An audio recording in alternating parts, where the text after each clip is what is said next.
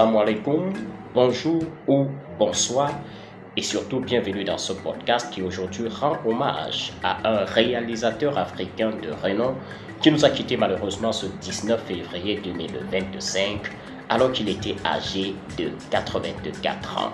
Ce réalisateur s'appelle Souleymane Cissé.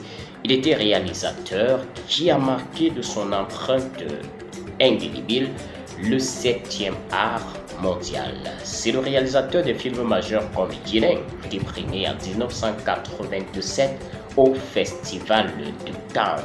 C'est un réalisateur qui a su capturer l'essence de la culture et de la société africaine. Son film Yéné est d'ailleurs considéré comme l'un des plus grands films africains de tous les temps.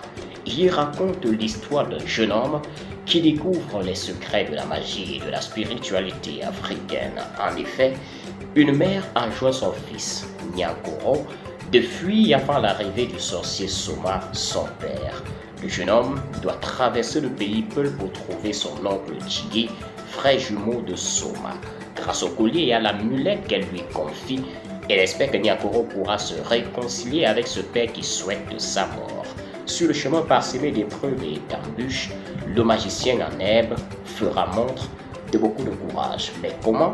Il suffit de regarder le film pour le comprendre. Souleymane Cissé est également connu comme le réalisateur des films tels que Bara, Fini et Wati.